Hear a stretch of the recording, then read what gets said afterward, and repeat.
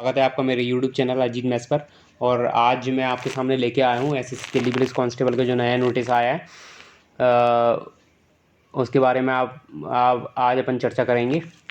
ठीक है, तो क्या क्या कहा गया है इस नोटिस में, मैं आपको एक बिल्कुल ब्रीफ जानकारी दूंगा उसके बारे में। ठीक है, चलिए बात करते हैं अब कि एग्ज़ाम कैसे होगा, क्या होगा, कब होगा। ठीक है, स्कीम क्या होगी एग्जामिनेशन की, एज रिलैक्सेशन क्या है, क्वालिफिकेशन क्या है, इन सब चीज़ों के बारे में अपन चर्चा करेंगे। ठीक है, सबसे पहले मैं आपसे बोलना चाहता हूँ कि अगर आप इसी तरीके से एसएससी या अदर कॉम्पिटेटिव एग्जाम की लेटेस्ट वीडियो की जानकारी चाहते हैं तो कृपया करके मेरे चैनल अजीत मैथ्स को सब्सक्राइब करें। और अगर आपको वीडियो पसंद आता है तो अंत में प्लीज़ लाइक एंड शेयर जरूर करें इस वीडियो को, ताकि ज़्यादा से ज़्यादा लोगों तक ये जानकारी पहुंच सके। ठीक है, तो अगर अपन फॉर्म भरने की बात की जाए तो 1 अगस्त से फॉर्म भरना स्टार्ट होंगे।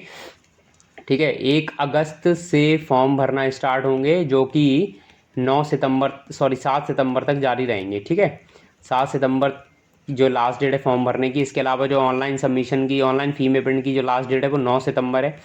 ठीक है, वहीं अगर बात की जाए कि जो last date of payment through challan challan के थ्रू जो लोग पेमेंट करते हैं उनके लिए 14 सितंबर लास्ट डेट है। ठीक है, वहीं एग्ज़ाम की अगर बात की जाए तो एग्ज़ाम नवंबर में स्टार्ट होगा। 27 नवंबर को पहला एग्ज़ाम होगा इसका, और जो कि कब तक चलेगा, 14 दिसंबर 2020 तक एग्ज़ाम जारी रहेगा। ठीक है, जिन लोगों ने एसएससी के एग्ज़ाम तो पहले दिए उनको पता होगा कि जो एग्ज़ाम है वो 3 शिफ्टों में जारी किया कंडक्ट कराया जाता है। ठीक है, चलिए अब बात करते हैं। चलिए अब एज लिमिट कितनी है इसमें, बहुत महत्वपूर्ण है। ठीक है, चलिए एज लिमिट के बारे में बात करते हैं। सबसे पहले तो आपको भारत का नागरिक होना चाहिए। वहीं एज लिमिट अगर बात करें तो सिर्फ 18 से 25 साल है। ठीक है, क्योंकि ये डिफेंस की नौकरी है तो ज़्यादा ओल्ड कैंडिडेट को प्रेफर नहीं करते हैं। ठीक है, जो नॉर्मल कैंडिडेट बनता है वो 18 से 25 साल तक इस एग्ज़ाम में अपीयर हो सकता है। मतलब आपका जो जन्म है वो 2 जुलाई 1995 से पहले और 1 जुलाई 2002 के बाद नहीं होना चाहिए। ठीक है, दोनों ही मेल और फीमेल कैंडिडेट के लिए। वहीं कुछ कैटेगरीज है, जैसे कि ओबीसी को जो है इसमें 3 साल की छूट दी जाती है। ठीक है, SC ST के जो बंदे हैं, SC ST, उनको इसमें कुल 5 साल की छूट दी जाएगी। इसके अलावा अगर आप स्पोर्ट्स कोटे से आए हुए हो तो 5 से 10 साल की छूट आपको दी जाएगी। ठीक है, और इसी तरीके से अगर आप दिल्ली पुलिस के पहले डिपार्टमेंट में काम कर चुके हो, दिल्ली के किसी भी डिपार्टमेंट काम कर चुके हो, तो आपको 10 साल तक की छूट इसमें 40 साल की उम्र तक आप एग्ज़ाम दे सकते हो। ठीक है, चलिए अब बात करते हैं यहाँ पे क्वालिफिकेशन क्या है एसएससी दिल्ली पुलिस कांस्टेबल के एग्जामिनेशन के लिए। क्वालिफिकेशन में कुछ ज़्यादा नहीं है, ये देखिए यहाँ पे दिया हुआ है, आप दोनों पैराग्राफ पढ़ सकते हो। ठीक है, पैराग्राफ 7.0 में दिया हुआ है कि 10+2 पास होना चाहिए। इसके अलावा एक कंडीशन और है कि कुछ बंदे जो 11th क्लास में वो भी एग्ज़ाम दे सकते हैं, बशर्ते वो क्या हो, दिल्ली पुलिस के किसी डिपार्टमेंट में काम करने वाले किसी पूर्व कर्मचारी के बेटे या बेटियाँ हों। ठीक है, चलिए अब बात करते हैं कि एप्लीकेशन फ़ी कितनी होने वाली है। ठीक है, एप्लीकेशन फ़ी कोई ज़्यादा खास नहीं है। ठीक है, सिर्फ 100 रुपये एसएससी चार्ज करता है, 100 रुपये ही चार्ज करता है। इसके अलावा आपको कुछ पोर्टल फीस भी देनी पड़ेगी जहाँ से आप फॉर्म भरवाते हो।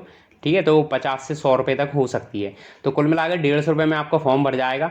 इसके अलावा जो वुमेन कैंडिडेट हैं, ठीक है, वुमेन है, SC ST हैं, SC ST इन कैंडिडेट्स के लिए फॉर्म फ्री रहता है, फ्री ऑफ कॉस्ट रहता है। उनको कोई कीमत इसमें चुकानी नहीं पड़ेगी, सिर्फ उनसे पोर्टल फीस ली जा सकती है। चलिए अब बात करते हैं एग्ज़ाम सेंटर्स की बात करते हैं। तो एग्ज़ाम सेंटर्स देखिए, एग्ज़ाम जो एसएससी है ना, उन्होंने अपने एग्ज़ाम सेंटर कुछ रीजन में बांट रखे हैं। जैसे कि सेंट्रल रीजन में कुछ ये सिटियाँ आ जाती हैं। ठीक है, ईस्टर्न रीजन, कर्नाटक रीजन। मैं बात करूँगा सिर्फ मध्य प्रदेश के रीजन्स के बारे में बात करूँगा। जो भी आप जिस भी रीजन में हो वहाँ के सेंटर्स के बारे में आप इस नोटिस में देख सकते हैं। ठीक है, मध्य प्रदेश रीजन की बात करें तो सबसे पहले छत्तीसगढ़ की बात करता हूँ। इसमें छत्तीसगढ़ रीजन भी आता है, तो इसमें बिलासपुर, 3 ही सेंटर बनाए गए हैं, बिलासपुर, रायपुर और दुर्ग भिलाई। ठीक है, उसके अलावा मध्य प्रदेश में जो है भोपाल, ग्वालियर, इंदौर, जबलपुर, सतना और सागर, उज्जैन है। ठीक है ना, मतलब जो बड़ी बड़ी सिटियाँ, मेन सिटियाँ हैं, वहीं पर मध्य प्रदेश में इस एग्ज़ाम के सेंटर बनाए गए हैं। ठीक है, चलिए अब बात करते हैं कि भाई एग्ज़ाम का पैटर्न क्या रहने वाला है। एग्ज़ाम का पैटर्न, ठीक है, एग्ज़ाम का अगर पैटर्न की बात करें तो कंप्यूटर बेस्ड टेस्ट होगा, और 4 सेक्शन होंगे जिसमें जो 4 सेक्शन होंगे जिसमें सबसे ज़्यादा वेटेज होगा जनरल नॉलेज के क्वेश्चन का। ठीक है, general knowledge plus current affairs. अब तो ज़्यादातर करंट अफेयर्स ही पूछी जाती है, जिसके कुल 50 क्वेश्चन आएंगे। ठीक है। वहीं 25 क्वेश्चन रीजनिंग के, न्यूमेरिक एबिलिटी बहुत कम 15 क्वेश्चन, और 10 क्वेश्चन जो होंगे वो आपके कंप्यूटर बेसिक कंप्यूटर नॉलेज के होंगे, ठीक है। तो इस तरह कुल मिला के आपके 100 क्वेश्चन बन जाते हैं यहाँ पे, ठीक है। और आपको कुल मिला के एग्जाम के लिए 90 मिनट का समय दिया जाएगा, ठीक है। तो जो बंदे जिनकी तैयारी अच्छी है तो उनके लिए बहुत अच्छा अपॉर्चुनिटी है ये, आपको 100 क्वेश्चन करने के लिए 90 मिनट दिए जा रहे हैं। वैसे एसएससी के एग्ज़ाम में, सीजीएल के एग्ज़ाम में अगर बात करें तो 100 क्वेश्चन आपको सिर्फ 60 मिनट में करने होते हैं, ठीक है। तो उसके मुकाबले काफ़ी सिंपल है, ठीक है। इसके अलावा देखिए यहाँ पे एक नेगेटिव मार्किंग का भी ऑप्शन वो दिया हुआ है, एक पॉइंट दिया हुआ कि भाई 0.25 मार्क्स आपके कट कर लिए जाएंगे अगर आप रॉन्ग आंसर देते हैं, ठीक है। तो लोग ये ना समझें कि भाई कांस्टेबल के एग्जाम में तो नेगेटिव मार्किंग नहीं होगी, बिल्कुल एसएससी के सभी एग्जाम में नेगेटिव मार्किंग की जाती है, ठीक है। उसके बाद देखते हैं फिजिकल स्टैंडर्ड क्या है। फिजिकल टेस्ट और मेडिकल जो आपके बॉडी के स्टैंडर्ड हैं वो क्या होंगे, ठीक है। तो जो लड़के हैं उनके लिए जनरल कैटेगरी के जो लड़के हैं, ठीक है, उनके लिए 107 सेंटीमीटर का हाइट होना चाहिए। 160 नहीं, 170 सेंटीमीटर की हाइट होनी चाहिए, ठीक है। इसके अलावा एससी के कैंडिडेट के लिए इसमें 5 सेंटीमीटर की छूट, ठीक है। और दिल्ली पुलिस के डिपार्टमेंट में जो लोग काम कर चुके हैं उनके बेटे बेटियों के लिए भी 5 सेंटीमीटर की छूट यहाँ पे दी गई है। इसके अलावा 81 सेंटीमीटर चेस्ट होनी चाहिए, जिसका 4 सेंटीमीटर एक्सपेंशन होना चाहिए, क्लियर। तो 5 सेंटीमीटर यहाँ पे भी जो पिछड़े वर्ग हैं उनको छूट दी गई है। अब देखते हैं जरा फिजिकल एंड्योरेंस टेस्ट क्या होगा। इसको भी एज के हिसाब से डिवाइड किया गया, जैसे 30 साल तक के जो बंदे हैं वो 8 मिनट में 1600 मीटर दौड़ेंगे, कितने मिनट में, 8 मिनट में, ठीक है। वहीं उनको लॉन्ग जंप 10 फीट लगानी होगी, और हाई जंप जो है वो 3 फुट की लगानी होगी, ठीक है। इसके अलावा 30 से 40 साल की उम्र के जो बंदे हैं, ठीक है, वो 9 मिनट में इस दौड़ को पूरा करेंगे। इसी दौड़ को 1600 मीटर भी उनको ही लगानी पड़ेगी। और क्या कहते हैं, इसके अलावा लॉन्ग जंप थोड़ी कम है, 1 फीट कम है उनकी, 9 फीट ही उनको लॉन्ग जंप करनी होगी।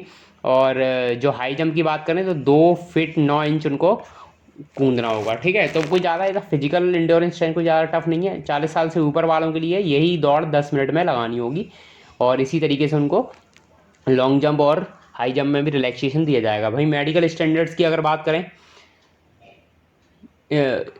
करें तो क्या होगा ज़रा देखें, ठीक है। एक बात और मैं बताना चाहता हूँ, यहाँ पर जो लड़कियों के लिए भी जो स्टैंडर्ड्स हैं फिजिकल स्टैंडर्ड वो इस तरीके से हैं, ठीक है। कम से कम 157 सेंटीमीटर की उनकी हाइट होनी चाहिए। इसके अलावा एससी एसटी की लड़कियों के लिए 2 सेंटीमीटर छूट है।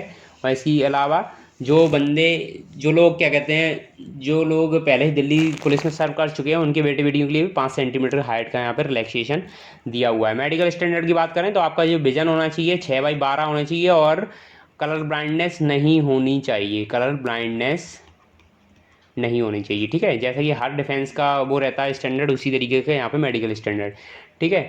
तो ये था नोटिफिकेशन के बारे में कुछ जानकारी, ठीक है। आप इस फॉर्म को खुद भी फिल कर सकते हैं घर पे, और नेट बैंकिंग या फिर यूपीआई से आप पेमेंट कर सकते हैं। तो मेरा मानना ये है कि आप खुद ना भरें, आप पोर्टल पे जाके भरवाएं, और क्योंकि खुद भरेंगे तो आपने अगर पहले ना भरा हुआ होगा तो गलती होने के चांस बहुत ज़्यादा रहते हैं, ठीक है। तो मेरा सजेशन यही है कि आप पोर्टल पे जाके इस फॉर्म को 7 सितंबर से पहले सबमिट कर दें, ठीक है। तो ये कुछ जानकारी थी एसएससी की जो कांस्टेबल का नया नोटिस आया उसके बारे में। अगर आपको वीडियो अच्छा लगा तो प्लीज़ मेरे वीडियो को लाइक और शेयर करें, ज़्यादा से ज़्यादा शेयर करें, और मेरे चैनल को सब्सक्राइब करें भविष्य में। आप और एक काम करें ज़रा, आप क्या कहते हैं, बेल आइकन ज़रूर प्रेस करें। कई लोग बेल आइकन प्रेस नहीं करते हैं तो उनको जो लेटेस्ट वीडियो होते हैं उसकी जानकारी नहीं मिल पाती है, ठीक है। धन्यवाद।